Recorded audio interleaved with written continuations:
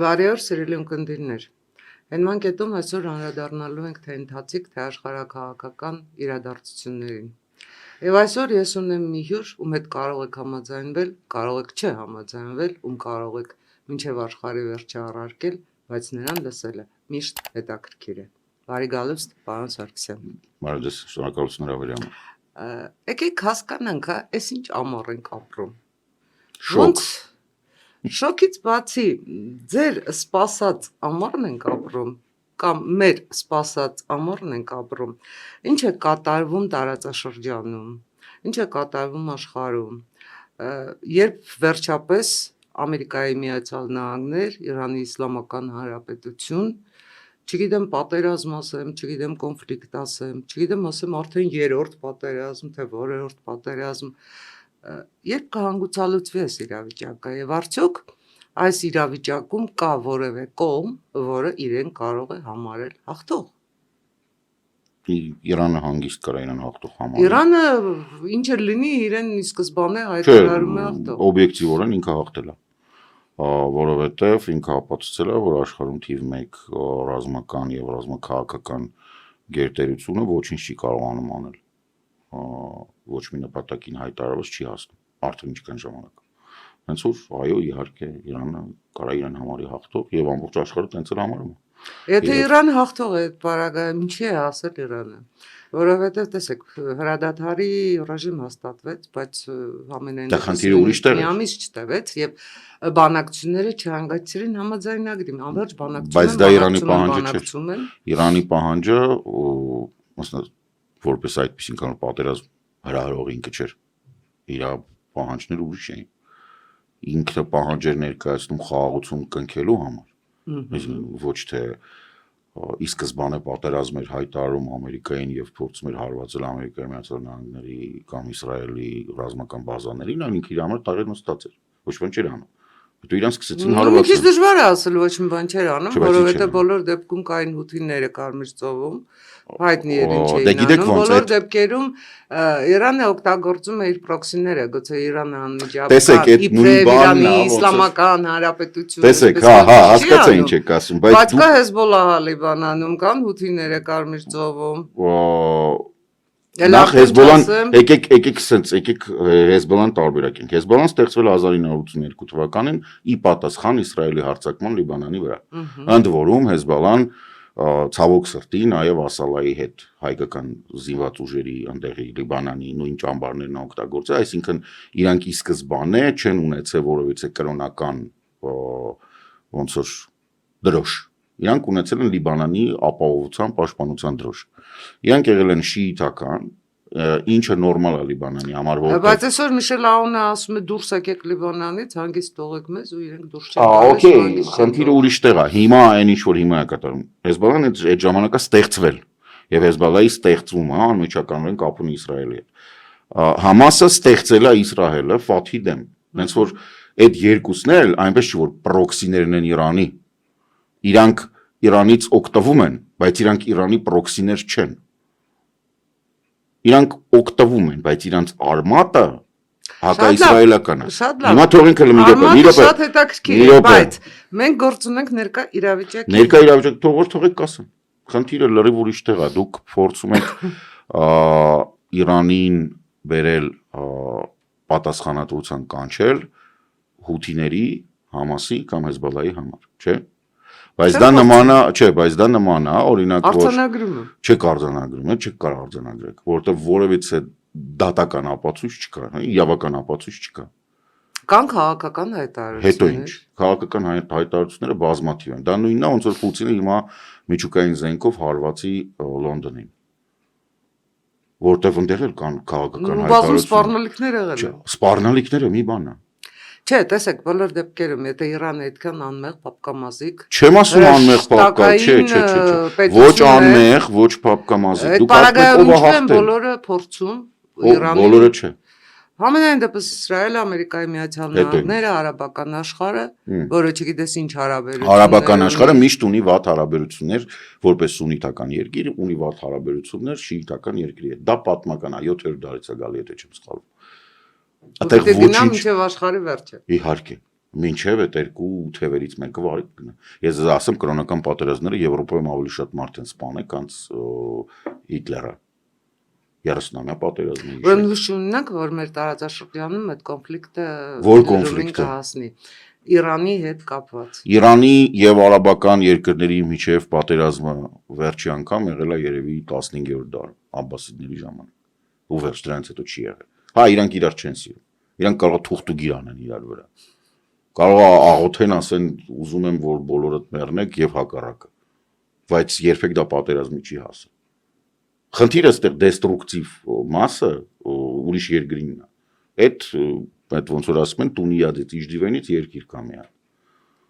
Որը ամբողջությամբ նստած է Ամերիկայի բյուջեի վրա, Իսրայելը եւ փորձում է իր տարածքը մեծացնել։ Ընդ որում, որ պատկերացնեք ինքը ինչ է անում, ինքը ասում է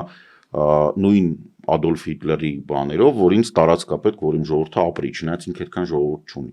Հիմա էլ ինչ որ հեքիաթապատում բուֆերային գոտու մասին։ Ուկրաինական պատերազմը ցույց է տալիս, որ բուֆերային գոտին արդեն 200 կիլոմետր է։ Այսինքն դու չունես բուֆերային գոտի, դու չես կարող, դու ամբողջ Լիբանանը պետք է գրավես։ Այդ որ դու 4 հատ սար ես գրավում, դա բուֆերային գոտի չի։ Դա ուղղակի ստորագրվում ես, որ դու իրականության հետ համերաշխ չես ապրում։ Բայց եղել են չէ ժամանակներ, որ Իսրայելը եւ Իրանի Հանրապետությունը կամ չասենք Հանրապետություն, ասեմ Իրան, որտեղ ժամանակ թակավորություն էր, շատ նորմալ հարաբերություններ։ Այո, ի սկզբանե ներդրումներ է արել Իրանում։ Ի սկզբանե Պարսկաստանը եղել է Իսրայելի մտերիմ գործընկերներից մեկը, Թուրքիայի հետ մեկտեղ։ Այո։ Հա, ինչ։ Հետո Ամերիկայի Միացյալ Նահանգները սպանել են ընդեղի վարչապետին, հեղափոխություն են կազմակերպել, վերել են շահին, հետո ժողովուրդը շահին ատաշել ու հետեւաբար արդեն վերջ բրծավ։ Ինչ կապ ունի այդ, ասենք, ունեցել են, լավ են արել, այն ժամանակ ունեցել են, հիմա չունեն։ Ով ասեց, որ հարաբերությունները Իսրայելի հետ դրանք պայմանավորված էին Իսրայելի կամ Իրանի քաղաքականությամբ։ Դա ժողովուրդների միջև հարաբերություններ են։ Հիշեցնեմ ձեզ, որ Իրանում մինչև հիմա սինագոգներ են գործում։ Շատ հանգիստ այնտեղ հрьяաները ապրում են։ Շատ լավ է բարակայում ձեր գնահատականը ընդհանրապես։ Ինչ պիտի լինի աշխարհում, ինչ պիտի փոխվի ձեր նշած պետությունների կամ չնշած, բայց այդ կոնֆլիկտը Տրամպից պետք է բացնեն։ Տրամպը 2 տարի հետո Իրանը 2 տարի հետո չէ, 25-րդ հոդվածով ինքը պետք է դատվի։ Ինքը պետք է դատվի Էփշտեյնի ֆայլերում ներկա լինելու համար։ Նրա համար, որ իր որդիները եւ իր տնտեսեն գումարները աշխատում միջազգային հարաբերությունների մեջ կոնֆլիկտ ստեղծելով։ Ինքը դրա համար պետք է դատվի։ Նետանյահուն պետք է դատվի Պաղեստինում ցեղասպանության համար, Տրամպը պետք է դատվի Էփշտեյնի ֆայլերի համար, Պուտինը պետք է դատվի Ուկրաինայի համար, այո։ Եվ դուք հավատում եք այդ բոլոր դատերի ռեալությանը։ Չէ, դուք հարցնում եք ինչ պետք է լինի, ես ասում եմ, այդ պետք է լինի։ Հավատում եմ, թե հետո չի, բայց ուրեմն կոնֆլիկտը պետք է հարցնում եք ինչ պետք է լինի, բայց կոնֆլիկտները դրանք բնականon են։ Իհարկե։ Homo sapiens-ը կոնֆլիկտի միջոցով է ապրում։ Դուք չեք կարող կոնֆլիկտ չունենաք։ Եթե այդ կտրվածքով նայենք Ռուսաստան-Ուկրաինա պատերազմը անվերջ պիտի շարունակվի, որովհետև այդ տրամաբանության մեջ Ռուսաստան-Ուկրաինա պատերազմը անվերջ շարունակվելու գաղափարախոսությունը պատրաստ է։ Շարունակվի թե ոչ։ Ես հիշում եմ ամենաերկար պատերազմը 100-ամյա պատերազմներ 1337-1453 թվերին 116 տարի։ Եվ այդ պատերազմը անգամ այդ պատերազմը ավարտվեց։ Դե տեսեք, հիմա Ուկրաինան ինչ խնդիր է լուծում, բոլորիս հայտնի է, Ռուսաստանը ինչ խնդիր է։ Չէ, Ուկրաինան խնդիր չի լուծում ընդհանրապես, Ուկրաինան ուղղակի ասում է ինձնից վազդեկեք, ես Ուկրաինան պաշտպանվում է իր ինքնիշխանության պաշտպանության խնդիրն է։ Ես ազգ եմ, ես պետություն եմ, ես սուվերեն եմ, ես իր ինքնիշխանության պաշտպանության խնդիրն է։ Ինչ է ուզում Ռուսաստանը։ Ռուսաստանը ի սկզբանե եթե այդպես դատենք, Ռուսաստանը ուզում է ապացուցի, որ ինքը կա։ Եկա հետո։ Չէ, ինքը չկա հիմա։ Ինքը էության խնդիր ունի, սուբյեկտության խնդիր ունի։ Ով է Ռուսաստանը։ Ռուս ազգը ով է։ Պուտինը հենց այնպես չէր, չէ, որ ինքը վերցրեց բանը Սևաստոպոլը բան այդ որտեղ որ կնքվեց։ Իր համար Կիևը այդ տմած Գարադով ռուսկի։ Դե Մեդինսկին անվերջ պատասխանում է ձեր այդ հարցին։ Ռուսների ինքնություն։ Դակ իրանք ինքնություն չունեն։ Որտեվ իրանք իրականում թաթար-մոնղոլական հորդի մնացորդ են։ Իրանք նույնիսկ սլավոն չեն։ Մոքշան, դրանք բան ֆինո-ուգուրական ազգեր են։ Իրանք հունգարացիքին ավելի մոտիկ են, քան սլավոնների։ Դրա համար իրանց մոտ կա խնդրեմ։ Իրանք իրանց հայտարարել են սլավոն ռուս ու այդ թակարդի մեջ ընկած ապրում։ Ոնց որ բյուզանդացիները իրանք հայտարարել էին հռոմեացի, դրա համար կործանվեցին, որովհետև չէր բռնում, արմատ չունեն այնտեղ։ Այս պատերազմը պետք է չավարտվի այսպես։ Երկու կողմերից մեկը պետք է ոչնչան, հա, ու դա հաստատ Ուկրաինան չի։ Որ կողմը։ Դա հաստատ Ուկրաինան չի։ Ոնց եք պատկերացնում։ Տեսեք, Ուկրաինան ունի ոչնչացումը իր վիթխարի տարածքով։ Դա ինչ կապ ունի։ Հենց հիմա տնտեսությամբ չկա այնտեղ տնտեսություն։ Չկա տնտեսություն։ Հենց հիմա Ռուսաստանը քանդվում է, որովհետև ավիակերեսնի բացակայության պատճառով չվերթները պակասում են։ Իսկ նրանք ովքեր եղել են Ռուսաստանում, գիտեն, որ ասենք Մագադանից Մոսկվա դու կարաս գնաս ինչպես 19-րդ դարում, իսկ քան որ բենզին չկա, երևի թե հենց ձիով է պետք է գնաս, մոտարապես 1.5 տարում։ Ձի կա, այս վերջերս բաներ, ձիերի այդ կոննազավոճիկները, այսպես ասած ձի արշավարանների տերը հրճակեցին, որ իրենց համար 26 թիվը ամենալավ թիվն է, որովհետև կյանքում այսքան ձի չէին վաճառել։ Գյուղատնտեսական աշխատանքները հետ են գնում ձիերի, որովհետև ոչ բենզին կա, ոչ դիզել։ Սա իր հերթին, ասենք սա Ուկրաինան ոչնչացնում է նավթամշակող գործարանները, բայց բացի դրանից իրանք չունեն նաև պատժամիջոցների պատճառով օդանավեր նորմալ։ Ես դրա համար մենակ մերոնց վրա ջղայնանում, որովհետև այդ օդանավերը ընկնող են, իրանք վաղուց արդեն իրենց ժամկետը անցել է բանի վերանորոգման, եւ դրանք չեն վերանորոգվում եւ չեն կարող վերանորոգվել։ Այդ դեպքում ավանդական ռուսական բունտն է։ Ավանդական ռուսական բունտը, ինչպես հայտնի է, սկսում է բաներից, խլեբը գորոցներից, հետո մեկ գորմը դալոյ царя։ Охрану устала, охрану ходит։ Ну, մոտավորապես։ Конвой тоже свободен, այդտենց։ Հա, բայց իմաստ չունի։ Այդ վերջին մարդը ով կարա Ռուսաստանը փրկեր, դա Պրիգոժինն էր։ Դուշա։ Ну, բաց մինչև Իրան իհարկե կար այդքան դաժե լավ ընդունենք օրինակ Նավալնին։ Թեկուս վտարանդի կա, որը մեկը որ կարող է վերադառնալ Ռուսաստան եւ Ռուսաստանում չեղած, թե եղած չգիտեմ։ Միակ իրականում միակ ծանրակշիռ, որ բոլոր կողմերից ճանաչված եւ վստահ էր լինի, դա Նիմցովն էր, որին սպանեցին։ Նավալնին կարար, հա, Նավալնին կարար լիներ, բայց Իրան է սպանեց։ Եթե ինքը չվերադառներ, բան կաներ։ Երրորդ տարբերակը դա ռազմական հեղաշրջումն էր, որը Ժեկան էր, Պրիգոժինը։ Ու всё, բրծավ, всё, էլ չկա, էլ գոյություն չունի։ Որովհետև նրանք ովքեր հիմա դուրսն են եւ հեղինակություն ունեին Ռուսաստանում, իրանք արդեն մեծ են տարիքով, իսկ հեղափոխությունը եւ հեղափոխությունից հետո աշխատանքները իրանք տենց ռեսուրս են պահանջում, չէ, ռեսուրս են պահանջում եւ պահանջում են նոր սերնդի հետ լավ հարաբերություններ, հաջող սերնդի, որովհետեւ տարիքով մեծերը հեղափոխություն չեն անում, երիտասարդություն անում։ Փողոց պետք է մեկը դուրս գա։ Կոպիտ ասած մենք տեսանք 10 թվականին, փողոցը մենք պետք է փագի, պետք է կայֆ ստանա այդ փողոցը փագելուց։ Պետք է գիշերը գա ստեղ նստի վրանում քո հետ, որովհետեւ նույն ռոբիկենք, որ վրանները դրեցին ֆրանսիական հրապարակում, դիմացան մի շաբաթ նարդի խաղացին, հետո հետ էլ արդեն մարդ չէր մնում, որովհետեւ երիտասարդություն չկա այդ ուժերի հետևը։ Վերջում մնացել էր 12 հատ վրան, 12 վրանի մեջ 4 հոգի մարդ։ 44 երկրի վարձկաններ են կրվում ռուսական բանակի։ Առնվազն 44 երկրի վարձկաններ են կրվում ռուսական բանակի կազմում։ Ձեր այդ պարագայում ձեր գնահատականը ռուս երիտասարդներ ինչով են զբաղված։ Իսկ պետք է լինի պետություն չեն պահում, բանակ չեն գնում, հեղափոխություն չեն անում։ Դուք ռուս երիտասարդ պետք է լինի։ Դուք ժողովրդագրական պատկերը Ռուսաստանի գիտեք։ Երեխաներ չեն ծնվում Ռուսաստանում։ Միջին տարիքը Ռուսաստանի մինչև պատերազմի սկսելը 42 էր։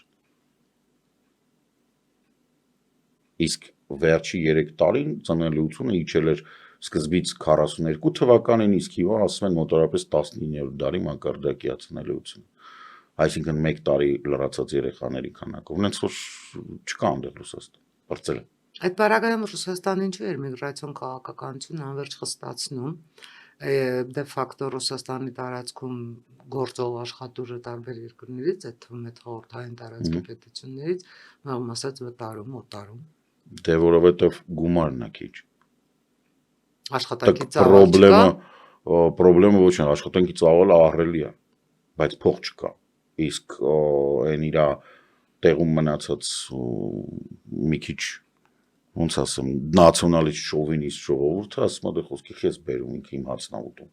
Մի բեր իրան։ Ինքը հիմա երկու խնդիր ունի լուծելու, ինքը ունի խնդիր լուծելու ձմեռը ձունը մաքրելու ու նաև իր այն ալկաշ դիվանի հետ դիվանի վրա նստած են, որ իր հեռուստացույցն է նայում, այդ պապիկի տատիկի լոյալությունը։ Իսկ այդ պապիկն ու տատիկը չուրկը չեռնաժոպից զզվում է կամ ուսկա գլազիկից։ Ինքը Դե նրանց կկերակրեն հայրենական պատերազմում Չէ, դրանցով հայրենական պատերազմը չի, ինքը դուրս է գալիս, չէ։ Ինքը դուրս է գալի, գնում է խանութ, տեսնում է հացի խանութում աշխատում է ուզբեկ կին։ Ինքը սկսում է դրանից բորբոքվել։ Պուտինին ավելի հեշտ է չթողի ուզբեկներին Մոսկվա, քան այդ դեգեներատներին բացատրի խիա այդ ուզբեկը եկել։ Հետո նրանք սովոր են։ 1980 իսկ գավնայի պաուտինկի կյանք սարքել, երջանկություն, տենց քաքի մեջ ապրել, իրանք սովոր են։ Ալկաշ անբարոյական ազգ են, ինչ տարբերություն ունի։ Ձեզ թվում է, որ ինչ-որ մի հատ տատիկ Մոսկվայում ապրում, ինքը այդ Մոսկվայի տունը վայելել է, չասեմ ոնց է վայելել։ Մեկը լիմիջից է, չէ։ Ասենք Վոլոգդայից էլ եկել է 50-ականներին։ Կամ իր մերը, կամ տատը, ասենք մեկի վրա գործ է տվել 37 թվին, եկե մտել է մեկի տուն։ Ռուսաստան չկա վաղուց, Ռուսաստանը ապացուցված է 34 թվականի այդ բանը, 37-ից 40 թիվ այդ Ստալինսկի բաների ժամանակ Ռուսաստանը բրծավ։ Այն Ռուսաստանը, որը սրանք սիրում են, մեր մոտ էլ տենց ինտելիգենտներ կան, որ Ռուսաստան են սիրում։ Արծաթե դարի։ Իրանց թվում է, հա, այդ Մանդելշտամ, բան Բրյուսով, բան Ռուսաստանի այդ դեկաբրիստներ, բան դեկաբրիստներ, հա, ինչ-որ սենց, չկան դրանք բրծել են։ Այդ դրանց որ բացատրում ես, որ այդ Ախմատովային Գումիլովին հենց Ստալինն է վարի տվեց, Գումիլովին բացահայտ բանեց։ Դե հիմա Յանի Ցվետաևային, որ չկախեց անձամբ ինչ տարբերություն էլի կախեց, չէ։ Հա, բայց իրանք չգիտեն դրա մասին։ Իրանց շատերը այդ բանն է։ Ես դրանց միշտ ասում եմ, որ այդ տիպի տղամարդիկ ոչ թե սովետն են ուզում, այլ ասենք ուզում են գնան Սոչի, բանից ասենք Իվանովայից եկած ճոճերի հետ զլվալալու, իսկ կնանիկ ուզում են, որ բոլորը նույն ձև հագնված լինեն, որ իրանք հանգարց դեֆիցիտ ռումինսկի սապոշկեքի պրոբլեմ չունենան։ Հրաշք։ Փառայեղ Ռուսաստան նկարագրեցիք, Փառայեղ Ռուսաստան գոյություն չունի։ Փառայեղ Ռուսաստանից մնացել է Էրմիտաժը, որի հիմնական իրականում բանը Գյուլբենկյանը փրկեց Պորտուգալիայում, որտեղ ծախում էին Էրմիտաժը։ Ռուսաստանը էտա, պետք չի ինչ-որ բան անել։ Իրանք իրանց ազգային արժեքները վաճառում էին, ասենք, կոնկրետ ոսկով։ Գյուլբենկյանը հայտնի է Միկոյանի նամակ էր գրում, ասում էր տանասուններ հետ ինչ գործ ունես ա։ Էս ինչ են անում։ Մատը դնում էր նկարի վրա, առնում էր։ Լավ, եկեք փորձենք հասկանալ այնուամենայնիվ այս երկու կոնֆլիկտները Ամերիկայի Միացյալ Նահանգների, Իրանի, Իսրայելի, Ռուսաստանի եւ Ուկրաինայի ինչ ազդեցություն ունեն մեր տարածաշրջանում զարգացումները։ Եկեք սենց անենք։ Որովհետեւ այդ զարգացումները անմիջաբար առնչվում են նաեւ Հայաստանի Հանրապետության։ Եկեք մի հատ սենց բան տանք։ Նախ կոնֆլիկտ Ամերիկայի Միացյալ Նահանգների եւ Պարսկաստանի միջև կոնֆլիկտ չկա։ Կա Իրանի Իսլամական Հանրապետության վերնախավի, չէ, դա շատ բան է։ Եվ Ամերիկայի Միացյալ Նահանգների ոնց ասեմ, այպլակի տակ, այսինքն սիոնիստական ուժերի ազդեցության տակ գտնվող, որից ամենակարևորներից մեկը էս վերջերս մահացավ, Տարոսը Տրամփին, Լինսի Գրեմի մասին է խոսքը։ Այդ բաների կռիվ կա։ Այս Ամերիկայի վերնախավի մի մասը, որը գտնվում է սիոնիստական լոբինգի ազդեցության տակ, ինքը Ամերիկայի շահերի հետ շատ քիչ կապ ունի։ Եվ որպեսզի ապացույցը sense բան չլինի, նայեք Տակեր Կարլսոնին, նայեք Թեյլերի Մեջլգրինին, նայեք Ջո Ռոգանին, այս մարդիկ ովքեր որ Տրամփին բերեցին իշխանության, այս վերջի 6 ամսվա մեջ շատ վատ հայհոյանքներով Տրամփից փոխվեցին։ Դուլսի Գաբարդը դաժե տենց գնաց։ Ասեցի իհարկե անձնական խնդիր ունեմ, բայց ասենք ամենասկզբից ասում էր Իրանը զենք չունի այդ որ դու ուզում ես ոչնչացնես։ Ուղղակի չունի։ Ամբողջական հետախուզության այդ բանի հանձնաժողովի նախագահն էր մարդը։ Ինքը ուներ բոլոր գաղտնիքները, որը հնարավոր է գտնել։ Իրանք բաց ասում են Տրամպին օգտագործել է Իսրայելը, կոնկրետ Նետանյահու։ Շատ կոնկրետ Տրամպի այդ թևին օգտագործել են եւ դատարկ տեղը ստեղծել են կոնֆլիկտ։ Ինչի մասին ամբողջ այդ սպեկտրը երևի բացի Fox News-ից խոսում։ Դեմոկրատներից, որոնք ասում են չի կարելի տենց բան, մինչև մագաներ, որոնք ասում են եղբայր դու եկել ես իշխանության, որպեսզի ոչ մի պատերազմ չլինի։ Դու օրը 1.5 միլիարդ պատերազմի փող ես ծախսում, որը չունես այդ փողը։ Ասենք քո Իլոն Մասկը դրեց սախ կոտորեցիր սախ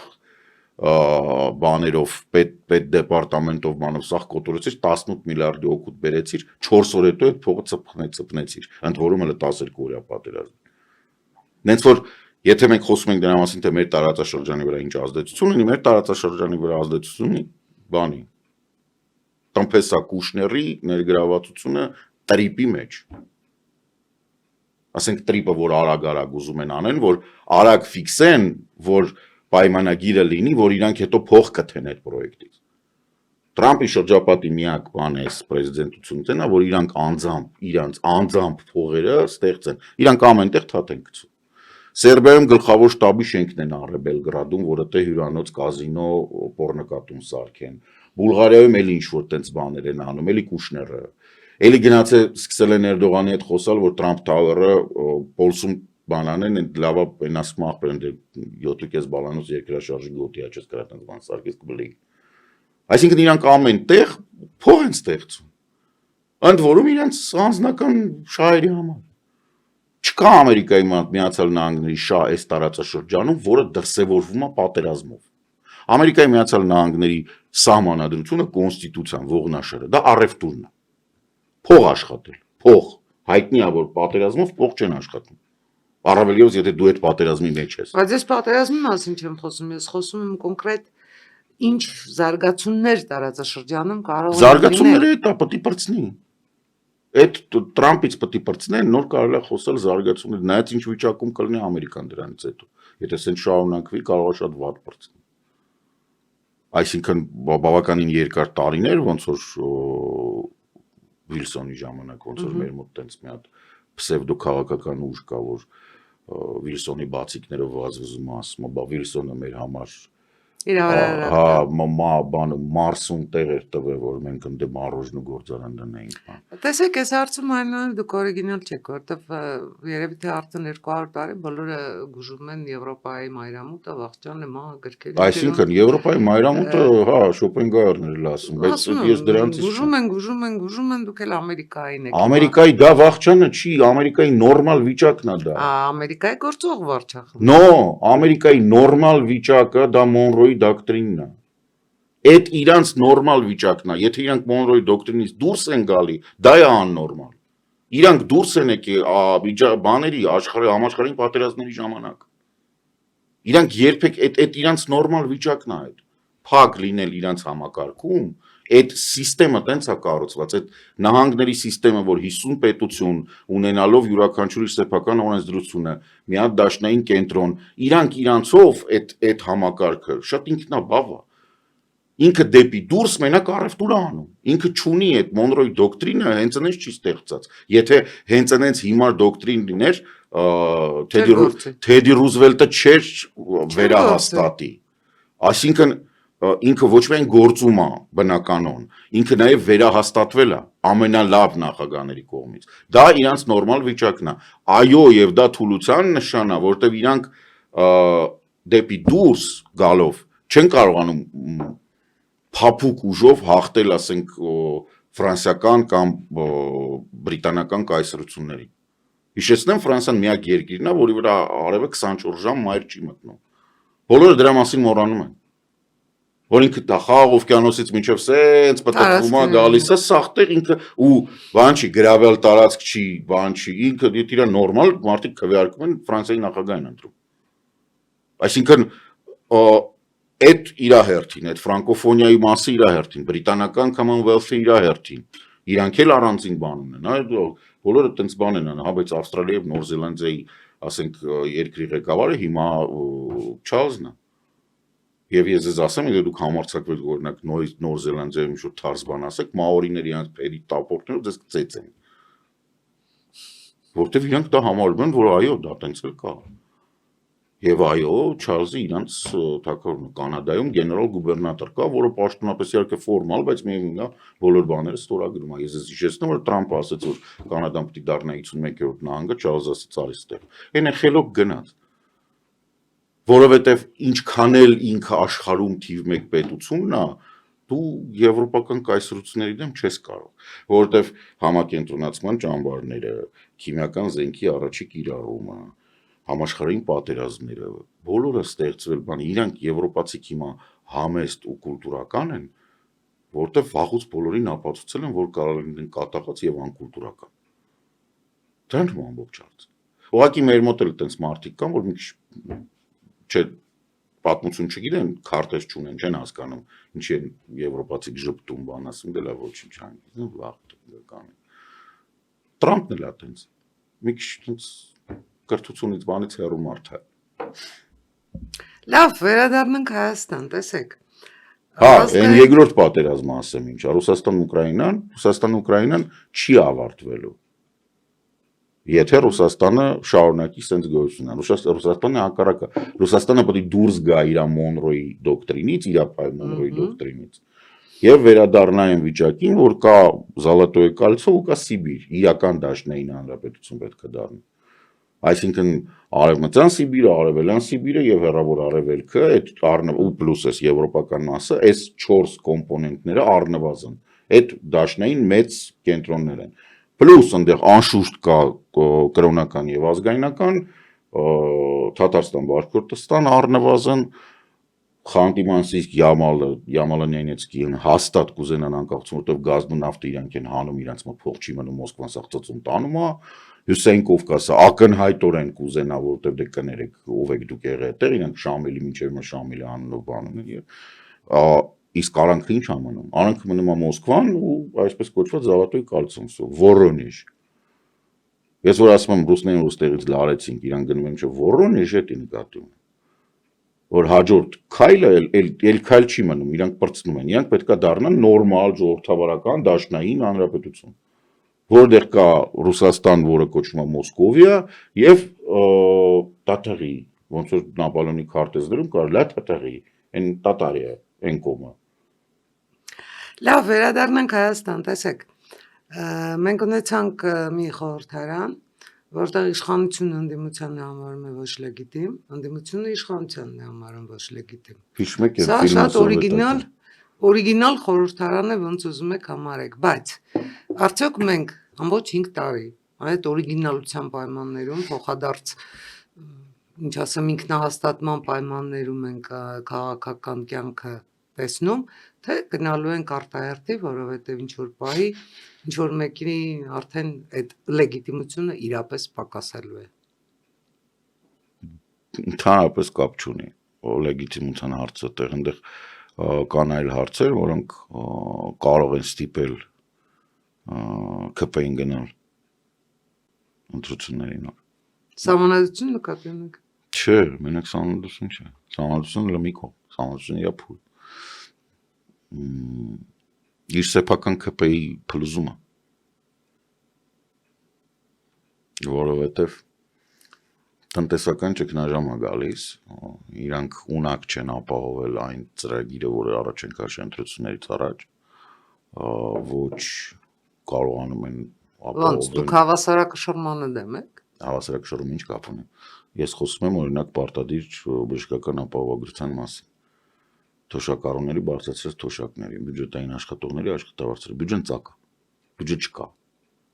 Ինչ որ մեկը պետք է պատասխանատվություն կրի։ Բայց այսքան տնտեսական աճը, այսքան գումարները։ Տնտեսական աճը ես վաղուց այդ բանը օրինակը բերել է, երևի ստիպված նորից պետք է բերեմ։ Օրինակ տեսեք, եթե դուք ինչ որ բան սարքում եք, հետո քանդում եք, այդ համ սարքելու գինը, համ քանդելու գինը մտնում է հնայի հաշվարկի մեջ։ Իրենք նույն բանն են։ Հիմա դուք սարքել եք Երևանում, Երևանը ապականել է այս քաղաքապետը, սարքել է այդ 30 հարկանի շենքերը, որոնցից ոչ մեկը նորմալ բան չի համապատասխանում ոչ մի նորմատիվին, հա։ ասենք բոլոր մարդիկ ովքեր դա թույլ են տվել, պետք է քրեական հոդվածներով գնան, որովհետև մենք ունենք կարգադրություն, որ տարածքի, շին տարածքի ընդամենը 30%-ը պետք է կառուցապատվի, մնացածը պետք է լինի մանկական հրապարակ, կանաչ տարածք, ոչ մեկ արել չի։ Յուրաքանչյուր շենքը նայեք, յուրաքանչյուր այսպես ասած բանը, խախտած է օրենքը։ Հիմա դուք դա համարում եք տնտեսական աճի մի մաս, Ռուսաստանից բերել են փող, կառուցապատել են, տվել են բանկին, ուրեմն կառուցապատման գումարը, որ սարքել են, մտել է բյուջե, հնա։ Հետո մի հատ էլ շուկայական գինն է մտել հնա, որովհետև հիպոթեկ է դարել։ Դուք այստեղ քաղաքական փլուզումն եք ավելի ռեալ համարում, թե տնտեսական։ Ես ես ուրիշ բան ասեմ։ Հայաստանի Հանրապետության վիճակագրական ծառայության պաշտոնական կայքի վրա ռեալ տնտեսական աճը գիտեք ինչքան։ Ինչքան։ 1.5-ից 3%։ Տարիներ շարունակ։ Դե մեզ խոստացան Իրական, տնտեսական այսինքն հեղափոխություն, տնտեսական հեղափոխություն այս թիմը չի կարող տեսանք։ Չի կարող անել տնտեսական հեղափոխություն, ես հասկանում եմ, որ իրանք թավշյա հեղափոխություն են խոստվել, իրական ուղիղ արտասահմանյան ներդրումներ են պետք դրա համար։ Իրական ուղիղ արտասահմանյան ներդրումների համար թիվ 1 քայլը, ինչը որ պետք է լինի, դա պետք է յուրաքանչյուր ներդրողին դու ասես, որ ես ունեմ էներգետիկ անկախություն եւ ես քեզ խոսք եմ տալիս, որ քեզ մոտ 1 կիլովատ-ժամը կարժենա մոտակա 5 տարին անփոփոխ, 10 տարին անփոփոխ 12 ցենտ, 15 ցենտ, 20 ցենտ, բայց ինչ որ մի ցենտ երթվում եմ, որ տենց արնում,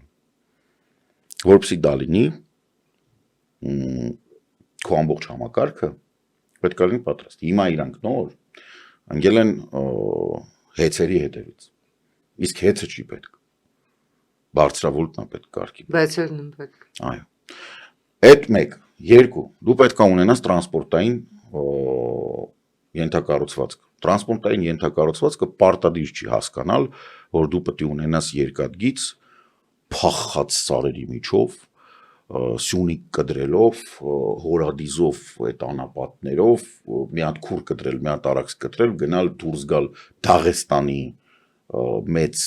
բանը, Կովկասյան լեռնաշղթան էլ ընդեղ է կտրել, այդ բոլորը մի գծանոց է, ու դուրս գալ ճահիճներ։ Դրա մասին չի խոսքը։ Քո մոտ ներսում Երևանից Գավառ դու երկաթգիծ չունես։ Քո բոլոր մարզկենտրոնները իրար հետ հələ ջահանդամ է, գոնե մայրաքաղաքի հետ, պետք է երկաթգծով կապված լինի։ Դու նոր այդ ժամանակ կարողանաս ապահովես քո տնտեսական աճի բնականոն ընթացքը, որպեսզի դու մարզերից կադրերը, այն իսկի չունեցած կադրերը, բայց չծծես բերես, լցնես մայրաքաղաք, Հավվայից թե շենքեր սարքես, կազարմի ու կիբուցի տեսքով անունը դնես էլիտար, այդ մարդիկ ոչ ընդեղի տունն են տիրություն անում, նորմալ ընդեղ բնակվում, նավարի գնում, ոչ ստեղ են կարող գան նորմալ ապրեն, որտեղ 30 հարգանիչ շենքի էլիտարը որն է կամ այդ ապրելը որն է, ոչ ավտոկայանա տեղի կա, ոչ բանը կոլապս է ստեղծվում, հասկանում եք, այդ ուրբանիստիկայի ու ուրբան սոցիոլոգիան, քաղաքի սոցիոլոգիան, ընդհանուր սոցիոլոգիան, այս քաղաքական թիմը երկրի կառավարումը չի պատկերացնում ինչ բան։ Բերան որ թիվներ, 24 թիվներ, որ Նիկոլը կանգնեց, ասեց, ես ամեն օր իմ համար պետական կառավարման մեջ նոր բաներ եմ բացահայտում։ Չեք գնահատում երկրի ղեկավարի անկեղծությունը։ Ես գնահատում եմ, ուղղակի ցանկանում եմ, որ դրանով հանդերձ ինքը ոչ թե որպես թուրքական կոլխոզի քարտուղար հանդես գա, այսինքն շենքի ներսում գլխարկ հագնելը դա թուրքական ավանդույթ է։ Կարող է Ենոք Հավանում եւ Իջևանում, քանի որ մոտիկ էր, դա օքեյ էր եւ մեր կոլխոզների նախագահներն էլ էին հագնում, բայց իմ իմացած հայ տղամարդը շենքի ներսում գլխարկ չի հագնում, որովհետեւ դա ոչնչության մարդը ոչնչությունն է, բայց ինքը ուզում է դրանով բանել, ինքը գլխակա դնում, ասում է ես գլխակով եմ, ես դու չէ։ Ես շլյապով եմ, ես դու չէ։ այ մինչև էտա կամ էկոնոմիկայի նախարարը գնում չի կարողանում թիվ բազմապատկի եթերից խայտառակա լինում, հետո խայտառակա լինում ամբողջ հանրայինը, իր օգնականները, վարչապետի աշխատակազմը, որոնք թողում են, որ դա գնա եթեր, հետո մի հատ են խայտառականում, որ ոչ թե սարքում են ծիծաղալու reels, որ ինքը ասում է լավ դե հոգնած է, էդ էլ տենց են բազմապատկի, ինչ եք ուզում, եկեք ուրիշ թիվ բազմապատկեմ, որ մարդիկ հասկանան, որ բան կոմպլեքսներից պայթելով բռնում այդ կտորը կտրում են YouTube-ից։ Լավ, փորձենք այս ամեն ինչից դուրս Դուք հասկանում եք Հայաստանը այդ Ես վիճակում։ հասկանում եմ Հայաստանի ինչ վիճակում է, բայց ես չեմ կարծում, որ Հայաստանի այդ վիճակը այսպես կարող է ձգվել մինչև դարավերջ։ Չէ, մինչև դարավերջ իհարկե չի բերում։ Մեզ հանգուցալուծում ինչ որ պետք է անհրաժեշտ է անխուսափելի է։ Եվրամիության անդամակցության թուղթ ստորագրում են տալիս են։ Այնուհետև Եվրոպական ունի մեխանիզմներ կան մշակած։ Նույն Ուկրաինայում այդ մեխանիզմները աշխատում էին։ Անհրաժեշտության դեպքում զգում ես այս ոլորտը բացա, Եվրամիությանը դիմում ես, իրենք ուղարկում են մասնագետներ։ Գալի նստում են քո նախարարությունում, արագի մեջ 3-4 տարվա ընթացքում հարցերը լուծում գնում են։ Վերջ։ Դուք դա հնարավոր համարում եք այն պարագայում, երբ Հայաստանի Հանրապետությունը անգամ սառել մնացել է հապկում, հապկից դուրս չի գալիս, դուք արդեն հանեցիք։ Չէ, դուք ասում եք լիակատար լուծում կա։ Ես ուզում եմ ռեալ, իրական։ Դա ռեալ է։ Պոլիտիկում լուծումներ ստանալ։ Չէ, դա ռեալ է։ Հասկանում եք, այնտեղ Հայաստանը չի սառը հապկում։ Նիկոլ Փաշինյանն է սառը հապկում յատեմ։ Այդ վերադառնում ենք այն, որ սենց հետ պերեմոտկա ենք անում, վերադառնում ենք այնտեղ, որ ասում են, որ այդ ԿՊ կուսակցությունը պետք է քանդվի, ու ինքը քանդվելու է։ Ինչ որ մի բա Ինչ որ մի բա բոլոր կուսակցությունները։ Չէ, ԿՊ-ի ակտիվի զգալի մասը հասկանալու է, որ արդեն իմ նման փափուկ արտահայտվող, որ Նիկոլը շլյապով աման գալիս, շատ քիչ մարդ ալնելու, ես կարող եմ համարվեմ շատ փափուկ, կոկիկ եւ կուլտուրական անձնավորություն։ Հենց բաներ են դեմները դնելու, որ ասել են ինքեր ավելի լավ է մենք էս սրա այդ բան չանենք, ընդհանրապես նույն առվով մեր ջրերը չի հոսում ու տենց հետևից ոտերները տան, ասեն ես ոտներս վերցրու խփի տուտուզիդ գնա ապեր։ Դու ովքեր որ հետդ կգան, որովհետև տեսեք, երբ որ որակական փոփոխություն է տեղի ունենում միջազգային հարաբերություններում, միջազգային տնտեսական հարաբերություններում, արտադրական հեղափոխություն է տեղի ունենում, գիտական հեղափոխություն է տեղի ունենում, դու չես կարող մնալ ասել ես վեկտորս չեմ փոխում։ Դու չես կարող։ Մենք հիմա ասում ենք, որ մենք տարածաշրջանայնացման, հավասարակշռման քաղաքականություն ենք վարում եւ մենք դիվերսիֆիկացնում ենք։ Հերթով գամ, տարածաշրջանում չի կարող լինել ոչ մի բան, որտեղ տարածաշրջանը ինքը իրենով տեկտոնիկ կոտրվածքի վրա է։ Տարածաշրջանը ինքը իրենով, ասենց ասեմ, մոնոպոլիաների պարագայում հավասարակշռումն էլ հնարավոր է։ Տեկտոնիկ, հա, չէ, ինքը տարածաշրջանը, ինքը այնա, որ Սենենդրուսն է։ Այսինքն ինքը այդ ճեղքվածքն է տեկտոնիկ։ Ուրիշ բան ստեղ չկա, ստեղ ամուր տեղ չկա։ Դու չես կարող հավասարակշռես, ինչը հավասարակշռես։ Ահռելի մի հատ բանն է, այսպես կոչված թուրք Սելջուկ բոլշևիկյան բան զանգվածն է, որը մանր գնում է դեպի Չինաստան։ Ամենախոշոր կտորը դա Հնդկաստան, Իրանն է, հնդ-եվրոպական է թևն է, որին դու կցած ես ու քեզնով գնում է կպնում է Եվրոպային։ Թուրքիան, որը Հունաստանի հետ եւ Կիպրոսի հետ հարցերը լուծելով, Հայաստանի հետ հարցերը լուծելով շանս ունի ի վերջո իր դենեթեների բաները թույլ տալու, բոլորը հասկանան, որ իրանք կամ հույն են կամ հայ են կամ ինչ որ արանքում մի բան են, բայց հաստատ թուրք չէ, որովհետեւ արդեն ղազախներն են ասում, դրանց զայլու մեջ ներկա, թուրքը մենք ենք, դուք ով եք։ Դուք ասենք հաստատ ուզբեկ չեք, էլի, ինձ որ գնացեք ձեր ճարը տեսեք դուք ով եք։ Էս Հիմա Նիկոլը IAS, այսինքն այս հնդեվրոպական բանը, ինչի եմ հատուկ Թուրքիայի մասնացում, հասկանում եք, այնտեղ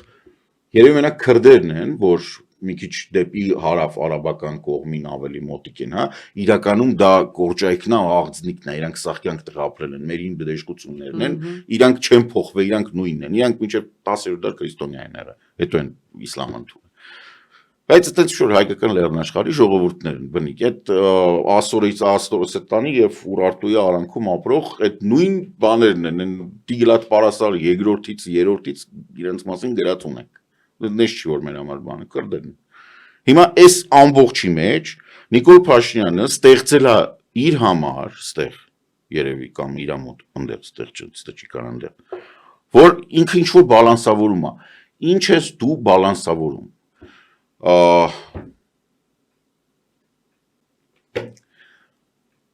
Հիշում եք նա տենց անեկդոտ կար որ եզը գալիս է վերադառնում մի կերպ սենց գալիս է գոմի մոտ շուն ասում հոգնել ես եզի գլխին նստած բանը գործ ասում ախպեր սատ կանք հոգնանք այդքան գործ արինք Նիկոլը նման է այդ գործին եղբայր դու չես կարա հավասարակշռես սա 30 միլիոն տոննա է սա 600 միլիոն տոննա է դու 27800 կիլոգրամ ես դու չես կարա ոչինչ հավասարակշռես դու կամ ստեղ ես կամ այնտեղ դու ոչ մի կերպ հավասարակշռող չես դու կարող ես լինել այն ինչ որ Եվրոպան քեզ առաջարկում է դարպաս Դու կարող ես Եվրամիության դարպասը լինես, դա չի հակասում հնդեվրոպական քաղաքակրթության մաս լինելու։ Դա զուտ իրավական տնտեսական հարաբերությունների բան է։ Դու կարող ես լինել դարպաս դեպի Իրան, դեպի Հնդկաստան։ Վերջ, ուրիշ բան դու չես կարող լինել։ Դու չես կարող լինել կապող օղակ Թուրքիայից դեպի Թուրան, որովհետև Թուրքիային այդ կապը պետք չի։ Դուք մոռանում եք, որ Էրդողանը երկու անգամ թույլ չի տվել, որ լինի ռազմական հեղաշրջում աթաթուրքիստների։ Երկու անգամ արդեն թույլ չի տվել, բայց արդեն մեծ է տարիքով։ Մեծ հավանականություն կա, որ ինքը մահանա, այդ հեղաշրջումը լինի ի վերջո։ Աթաթուրքիստների հեղաշրջումները հիշեցնեմ ինչ էին անում, իրենք սեկուլարիզացնում էին Թուրքիան, կտրում էին Օսմանյան կայսրությունների մասին հիշողությունները, նստացնում էին բոլոր նրանք, ովքեր դա հիշում էին, իսլամական եւ սուննիտական այդ արմատական բաները, արմատախիլ էին անում քաղաքական ուժերը, նստացնում էին մի հատ, էլի սաղին չափալախում էին, սարքում էին եվրոպական երկիր։ 10 տարին մեկ ստաբիլ այդ Թուրքիայի պատմության մեջ դա լինում էր։ Այս վերջի երկու անգամը Թուրքիան Էրդողանը կասեցրել է։ Բայց կներեք, արդեն ասենք էշի հորթային, հազիվ է շարժվում, լավ կլինի իհարկե որ ինքը հասցնի մեր սահմանը բացի նոր այդ բանին գնա, բայց ամեն դեպքում հաջորդիվ լինելու է այդ գայլը։ Այդ դեպի սեկուլարիզացիայի, դեպի եվրոպականացում Թուրքիայի այդ բանը պետք է շարժվի հետ այդ ճոճանակը։ Չի կարա ինքը հագնա դեպի այն կողմ։ Չի դիմանում, ասենք, քաղաքներ այնտեղ որ տնտեսությունը գործում է, Պոլսը, Սմյուրնան, Ադանան, այդ քաղաքները, որոնք գեներացնում են հիմնականում հնան, դրանք Եվրոպա մեծ քաղաքներ են։ Այն գյուղերը բնակչություն ունեն, բայց շատ չեն, իրանք հնա չեն գեներացնում։ Գյուղերը ապրում է սոցիալական վճարումների միջոցով, սոցիալական վճարումները գեներացում են քաղաքներում։ Այսինքն այդ շարժը հետ է սկսելու։ Ասեղ կախված է նրանից, թե մենք այդ ընթացքում ոնց պետք է մեզ դրսևորենք։ Եթե Նիկոլ Փաշինյանը ուզում է կապի, ինչն է խնդրեմը, ինչը բազմաթիվ անգամ սա առաջին անգամ ստեղ ասում իրական։ Եթե ինքը ուզում է Թուրքիան կապի Թուրանի հետ ու խաղա այդ խաղը, ինքը պետք է հասկանա, որ ինքը հետ Էրդողանյան ժամանակահատված, որի հենց հիմա է արդեն շատ մոտիկ է, 28 թվին գոնե ընտրություններ են։ Հենց հիմա է։ Ինքը գնում է հակադրվելու կոնֆլիկտի մեջ մտնելու Թուրքիայի այն ուժերի հետ, որոնք Թուրքիան եվրոպականացնելու են։ Առնվազն տնտեսական առումով։ Եթե Էրդողանը նորից չգա իշխանություն։ Էրդողանը մեծ է։ Գիտեմ։ Ինքը էլի կգա Բայց ինքը իշխանություն։ չգիտի։ Չէ, ինքը գիտի, ես ինքն էլ չի, ինքը բանա մանգալ։ Այդ параգրամը ինքը ինչ է փորձում արտահերթի գնալ կամ սահմանադրություն փոխել։ Որպեսզի իր կուսակցության բանը ապահովի։ Հա, Ոնց որ Սերժնի փոխում։ ինքը մնա, Ինքը չէ, ինքը կուսակցությունը, այնուամենայնիվ մնա։ կուսակցությունը մնա, որովհետև իր համար ինքը այն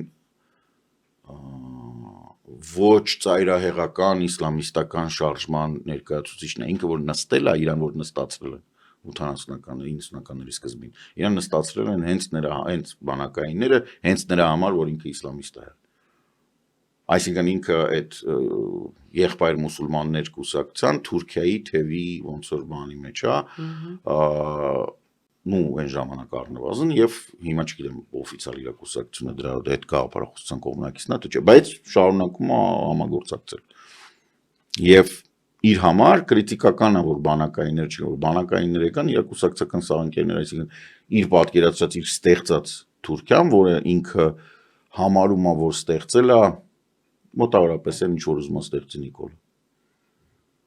Հավասար կշռող, ոչ մեզ, ոչ ձեզ,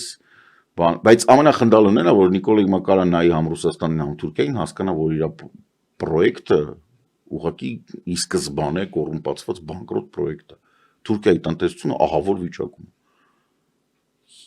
Որերորդ տարին, 5-րդ, 6-րդ տարին է 78-79%-ից ներքև գնաց չի եղել։ Բան չկա, տնտեսություն չկա։ Արտադրողները դուրս են եկել գնացել են ընդհուպ մինչև Եգիպտոս։ Թուրքիան ինչ է արտադրում վերջերս։ Հələ հիշեք։ Իսկ հողաթափիկները, որ առաջ սաղ Թուրքիա էր, Թուրքիա չի։ Տրիկոտաժը դուրս է եկել, տրիկոտաժը ամբողջ տրիկոտաժը դուրս է եկել Եգիպտոս։ Միզերնի բաներ է մնացել, միզերնի։ Թանկարժեք մետաղները ինքը ընդհանրապես տանում լցնում է իր կենտրոնական բանկը։ Բանն է, երզնկայի բաներն է, հանքերն է մնացել, այնը կանադացիք են աշխատում։ Ուրիշ։ Ժամանակին հիշեցնում, բոլոր սառնարանները, բոլոր հեռուստացույցները, բոլոր գազօջախները Եվրոպայի, այո, սաղ Գերմանիան ընդեղ էր։ Բոսը, բանը, սաղ ընդեղ էր արտադրվում։ Հիմա ինչ որ մեկը կարա հիշի, համ Չինաստանը եկավ լցվեց, փագեց թեման, համ Թուրքիան մնաց տնտեսական այդ հեղափոխությունների երրորդ փուլում։ Իր մոտ ամեն ինչը այն 70-ականների, 80-ականների գաղափարախոսության մեջ իդեալական 90-ականներին արտադրող ռազմական արդյունաբերություն, չունի ռազմական արդյունաբերություն, կան ինքնաթիռներ են չունեն ոչ մի բան, չունեն ոչ մի բան, չունեն, կատակի կան։ Չէ, հիշեցնում որ շարժիչ չունեն։ Ոչ շարժիչ ունեն, ոչ այդ բան ունեն, տեխնոլոգիա։ Հիշեցնեմ, որ Կանադան 44 օրյայի ժամանակ, որ բաները փակեց, ջերմատեսիլները փակեց, Բայրակտարը կանգնեց։ Բայրակտարը մեկ է սկսել է աշխատել, որտեվ այդ նույն բաները, այն ինչ որ Կանադան փակել էր Թուրքիայի համար, Ուկրաինայի համար բացեց։ Լավ, այդ պարագայում ձեր կարծիքով Հայաստանում մեզ մոտ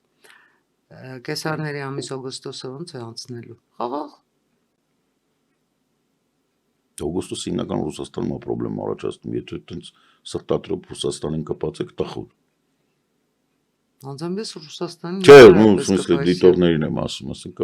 մարդ կա, ասենք որ մի հատ է կուրս կսկի, մի հատ կասեն ու խաղի։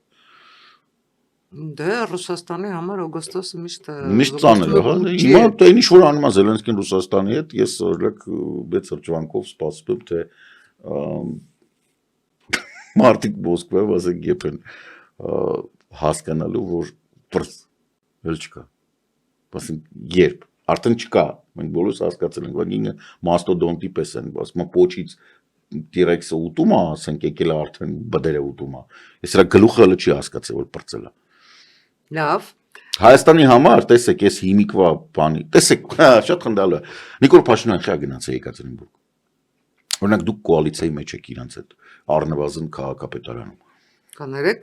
քաղաքապետարանի կոալիցիան այդ քաղաքական Okay, քաղաքական կոալիցիա չի, բայց էլի Փաշինյանի հետ թերևս շատ ավելի տարաձայնություններ ունեն։ Okay, բայց քաղաքական քան բայց գոնե շփվում եք, չէ՞, ի տարբերություն, ասենք, իրանք էլ ոչ մեկ էլ չեն շփվում, ոնց հասկացա։ Ինչ որ շփում կա, չէ՞, կրակ բացատրեք, այ ում մտքով է անցել, որ Հայաստանի Հանրապետության վարչապետը Հայաստանի Պետք գնա Հանրապետության ճեպազրույցում ինքը բացատրեց ինչու է գնացել։ Չէ, իր բացատրությունը ինչ չի հետաքրքրում, ինքը Տրամփի պես սուտ է խոսում։ Ինչ որ մեկը իր քաղաքական թիմից կամ ոչ քաղաքական թիմից կարա հիմնավորի, ասի լավ է արել ու ես տեր եմ իր գնալու։ Ոչ թե որ ասում ես Նիկոլ Փաշինյանի Եկատերինբուրգ գնալ ընդհանրապես абսուրդ էր, որովհետև տեսեք, այստեղ կա մի քանի հանգամանք, այդ թվում նաև արարողակարգային նրբությունները հաշվի առնելով։ Սովորաբար նման կարգի ղեկավարներին ընդունում են երկու մայրաքաղաքներում՝ Մոսկվա, Պետերբուրգ։ Եկատերինբուրգը հաստատ այդ մայրաքաղաքներից չի։ Դա մեկ։ Երկրորդը, Հայաստանի Հանրապետությունը խորհրդարանական կառավարման երկիր է, ի տարբերություն Ռուսաստանի խորհրդարանական կառավարման երկրի վարչապետը այլ երկրի վարչապետի չպիտի հանդիպի։ Նվազագույնը պետք է հանդիպեր փոխվարչապետերից որևէ մեկը։ Դա էլ երկրորդ։ Երրորդ, ես չեմ հասկանում ինչ իմաստ ուներ գնալ ինչ-որ ցուցահանդեսի։ Հիմա Եվ հասկացաք, չորրորդ որ վերջապես, էլի կա։ ինչ կապ ունի Միշուստինը, ով է Ոտ։ իրենից ռուսական կառավարման այդ բուրգում, իրենից ինչ է ներկայացնում Միշուստինը։ Ոչ մի բան։ Այօնակ ես այդ հարցի Չէ, պատասխանը ես ունեմ չունեմ։ այդ հարցի պատասխանը, ինքը Չէ, ոչ ես մի։ այդ հարցի պատասխանը չունեմ, Վերջի որովհետև 2 տարվա ընթացքում Միշուստինը ոչ մի հայտարարություն չի արել, ոչ որովհետև քաղաքական, ոչ հանդիպել Միշուստինին այդ նշանակում է գնալ հանդիպել մեկին, որը լավագույն դեպքում կարող է ինչ-որ կարծիքներ փոխանցել կամ ինչ-որ Դե սա հələ լավ է։ կարծիքներ իմանալ եւ Չի էլի կարող, փոխանցել։ չի կարող, Լավագույն ինքը դեպքում։ չունի այդ բանը։ Ես ասեմ ավելին, այն մի հատ ճուկի գեկ կա է, մի հատ մեծ sense բոշկի պես over ճուկա ինչը, որ գալիս է այդտեղ, որ Նիկոլը մեծ փոխվարչապետի հա, կարգավիճակը։ այսինքն այդ over ճուկի մասին ես ասում, ես մետեն մարդն է, որը լիֆտը որ կանչում է, լիֆտը չի գալիս։ Այնքը տենց այդ տիպի պերսոնաժ, Ես ձեզ ավելին ասեմ, բայց Նիկոլը իր հետ հանդիպում է։ Ես չգիտեմ ինչու է հանդիպում, ինչի է հանդիպում, ինչ նպատակներով եւ ինչ է հասնում, բայց ես կարծում եմ, որ վաղուց հարցը հասունացել են ժամանակները, որ եթե դու ուզում ես Ռուսաստանի հետ գնաս իրավահավասար հարաբերությունների, դու ոչ թե պետք է գնաս ասես լավ կլինի, ինչ կլինի, էլի այդ լարսը բացեք, չգիտեմ, այդ ԵԱՏՄ-ի, չգիտեմ ինչերը անեք, այլ դու պետք է գնաս ու սեղանին դնես, տեսեք։ Կոնցեսիոն կառավարումը դուք տապալել եք։ Դուք ճիշտ Դիմում եք եք, Փարիզի արբիտրաժային դատարան։ դուք ճիշտ եք, մի պարագայում։ Մենք այլևս ձեզնից հացահատիկ չենք գնում։ Ձեր հացահատիկի մեջ հայտնաբերվել են ինչ որ կյանքի հետ անհամատեղելի մանրեր Հրաշալի է, եւ բայց այլն եւ այլն դուք եւ այլն։ ելնում եք նրանից, Այդ շարքը շատ երկար է։ Դուք Այդ ելնում շարքը եք որ կարող ենք նրանից, դնել որ բանակցային սեղանին։ Նիկոլ Փաշինյանը չի գնաց այնտեղ որպես վարչապետ, հասկանում եք։ Երբ որ վարդագույն ակնոցները հանեն ու նայեք, կարող է, չեմ պնդում, բայց կարող է ու երբեք չեմ Դուք զարմանում։ Զախարովայի սիրաբանությունը մոռացաք։ Եթե պարզվի, որ Նիկոլ Փաշինյանը գնացել է որպես մեծ կոռուպցիոն սխեմայի անդամ եւ խոշոր օլիգարխատի ներկայացուցիչ, այն որ ես կոչում եմ մեգա դախլչիներ Հայաստանի, որոնք որ իրան ասել են գնա։ Քեզ փող ենք տվել, որ դու ընտրվել ես, հիմա գնաս կբարիշես։ Այ որ այտենց դիտարկեք, որտեվ մարդկանց մոտ տպավորություն է, որ ջինսի կտորից թե բրեզենտի հեղափոխություն անողը այտենց ինքը բանա վերին արտի ցորենը։ Չէ, ինքը նույն գեղցի կոլխոզնիկ է։ Ինքը չի կարող տանել միջազգային հարաբերությունների այդ տիպի բաներ, խաղեր։ Ինքը շատ կոնկրետ օլիգարխատի ներկայացուցիչ է դարել։ Չեմ կարծում, Մենակ, որ մենակ, որ- ասածը հիմնավոր է, Չէ, ես ասում եմ, որովհետև ես այստեղ ասում եմ, կան բազում Տեսեք, հակափաստարկներ ձեր մի րոպե, ասածին։ տեսեք, եթե ես ճիշտ եմ, ես չեմ ասում, որ դա տենց է, բայց եթե ես ճիշտ եմ, ամեն ինչ գալին գնում է իր տեղը։ Ինչպես ասում էր Ալբերտ Էյնշտեյնը, ամեն ինչ պետք է պարզ լինի, բայց ոչ վուլգար։ Եթե այդ սա գցում եք մի կողմ, որովհետև ցորենը կփագե, մեզ կփագե, ինքը թքած ունի, ցորենը ինքը չի կարա փագի։ Ցորեն բերողը Սամվել Ալեքսանյանն է։ Ինքը Սամվել ցորենը Ալեքսանյանը այդ ծորեն թողբերի ուրիշ երկրից ոչ թե Ռուսաստանից։ Սամվել Ալեքսանյանին առաջարկվել է Ուկրաինայի ցորեն։ Թողբերի Սամվել Ալեքսանյանը Ուկրաինայից- ասել է ես գոհ շնորհակալ եմ իմ Ռուսաստանից գնացեք ձեր ինչ ուզում եք արեք։ Նենց որ այնպես չի որ Նիկոլ Փաշինյանը կարող ասի ես ռուսական ցորեն չեմ ընդունում։ Հասկանում եք, երբ որ այդ ամբողջ բանը շպրտում եք, տակը մնում, հա, որ ինքը փորձում է իր ծակ բյուջեն, իր տնտեսությունը ինչ որ մի ձև փրկի։ Գնում է օլիգարխատին ասում է փող տվեք, նրանք ասում են գնաս Ռուսաստանից, կբարիշես կտանք։ Իսկ քանի որ ինքը քաղքենի է ու վախկոտ է, ինքը ռիսկ չի անում, կանգնի ասի ժողովուրդ, գցել են տուպիկ։ Գնում եմ Ռուսաստան, որովհետև էս չի կարելի այդ բառը ասել։ Մեգա դախլչիները ինձ սենց գցել են տուպիկ, ասում են գնա պայմանավորվի, որ մենք բերենք։ Երկաթի մուրճը մոռացաք։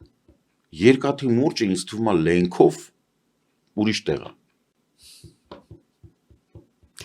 Լավ, այս փառահեղ նոտայի վրա եկեք անցնենք բլիցին։ Բլիցել ունենք։ Իհարկե բլիցել ունենք եւ ես կարծում եմ, որ այս բլիցը շատ ավելի քաղաքակիրթ ոճով կանցկացնենք։ Դուք տաբուներ ունեք։ Այդ բլիցի մասա, Այո։ հա բա ոնց։ Իհարկե ունեմ։ Ես Ինչ երբեք ինձ թույլ չեմ տա, ասենք Ռուսաստանի դեսպանին գցեմ քացուտակշներ շատ եմ ուզում։ ինչ կարծնեիք, եթե հանդիպեիք ինքներդ ձեզ 20 տարի առաջվա։ Այդ որ թիվը պետք է լիներ 2006 շողովը ոչ մի կցանկանա вообще բան կա տեսություն կա որ չպետք է հանդիպես կարող է ես հանդիպեի աշխարհը փլեր դուք ես չպետք է հանդիպես Թիթեռնիկի էֆեկտը։ Թիթեռնիկի էֆեկտը ավելի ծանր բան է չէ հետո դու որ քեզ հանդիպում ես լուպ ես գցում դի լավ բան չի Պատրաստ եք Պանդորայի արկղը բացել, եթե ձեզ պետք է ապացուցել, որ դուք ճիշտ եք։ Եթե ես գիտեմ որ ես ճիշտ եմ ես ոչ բան բացելու կարիք չունեմ Տեսեք ես ճիշտ չեմ ում ապացուցեմ Ինչ որ մեկին այդ բանին զրուցում եք կամ Ես շատ լավ կրթություն եմ ստացել փիլիսոփայության, սոցիոլոգիայի եւ հոգեբանության ֆակուլտետում, որտեղ մեզ սովորացնում են, որ դու ոչ մեկին ոչ բան չպետք է ապացուցես։ Դու պետք է գրես թողես, կհասկացողը կհասկանա։ Չհասկացողը թող տենց բութ մեռնի։ Գետ ծով թելերներ ձեզ որտեղ եք ամբողջական զգում։ Ամբողջական գետ հաստատ չէ։ Ծով Օվկիանոս։ Օվկիանոս։ Օվկիանոս, իհ։ Ծովը ինչա, ծով փոքր է։ Մարդկանց հետ փոխհարաբերություններում կա սկզբունք, որին երբեք չեք դավաճանում։ Մարդիկ իմ հանդեպ թե Դուք մարդկանց։ Հա, իհարկե։ Լիքն են միած շատ։ Ճանապարհը առաջին քայլից սկսվում է, իսկ ավարտվում է։ Երբեք չի ավարտվում, ոչ է սկսում։ Կա թույլ պատկերացում, որ դուք գալիս եք այս կյանք, որպեսզի շախմատի պարծան խաղաք 2-4 քայլից։ Չէ, իրականում դուք գալիս եք միդլշպիլում ու լավագույն դեպքում, եթե շատ բախտներդ բերեց, շատ բախտավոր լինեք, կարողանաք մի քայլ անեք։ Ամբողջ կյանքում։ Ամբողջ քայլում, իհարկե, այդ մեծ խաղի մեջ դուք ընդհանրապես մի քայլ կարող անեք, լավագույն դեպքում։ Մարդկանց 99 եւ 99%-ը նույնիսկ չել հասնում ձեռը կպցնի իր ֆիգուրին, կյանքը պրծնում է։ Ձեր հարցը ինձ։ Ես ձեր հարցում, ես հարց չունեմ ընդհանրապես մարդկանց։ Այդ իմ բանից է, քանի որ սոցիոլոգ եմ, ես սովորել եմ հարց չտալով իմ պատասխանները ստանալ։ Ու ինչ պատասխան ստացաք այսօր ինձնից։ Հարց չտալով։ Լավ, ես ուզում եի հասկանայի որտեղ եք դուք տեսնում զարգացումը։ Ոնց եք դուք տեսնում զարգացումը։ Մասնավորապես ձեր քաղաքական կուսակցության քաղաքական ուժի ապագայում։ Ու по ֆակտу տեսա դրական է մեծ հաշվով։ Այսինքն ես տեսնում եմ, որ ինչ-որ բան ունեք, բայց կստացվի թե չէ չեմ կարող ասել։ Դուք մնում եք փափուկ։ Դուք կոշտ հարցեր չեք տալի, դուք չեք թողում ես կոշտ պատասխան։ Գուցե իմ նպատակը չի այդ կոշտությունը, իմ նպատակը ընդհանրապես ձեզնից ձեր տեսակետը ամբողջական։ Okay, չէ, իմ տեսակետը թողենք մի կողմ։ Ընդհանրապես իմ մասին չի խոսքը։ Public ժամանակները ավարտվել են։ Կրիտիկական փոփոխություններ են տեղի ունենում։ Փափուկ սուրանկյունները լղոզելով, չորի տեղը ջան ասելով, բան, ոչ բանի չի ասում։ Հրաշալի, շնորհակալ եմ։ Ես եմ շնորհակալ։ Սիրելի ունկնդիրներ, այսպես փափուկ, չլղոզելով, թե լղոզելով, կոպիտ դար է, կոպիտ բարքեր, թերևս փիլիսոփայությանը դավանելով, հենման կետում Կարեն Սարգսյանն էր։ Ես շնորհակալ եմ Կարեն Սարգսյանին։ Չվախեք։ Ես կարծում եմ, որ չվախենալու հիմքեր ունենք բոլորս։ Եվ հենման կետում, եւ հենման կետից դուրս։ Սա մեր վերջին հանդիպումն էր։ Կհանդիպենք աշնանը։ Բարի աշուն ձեզ։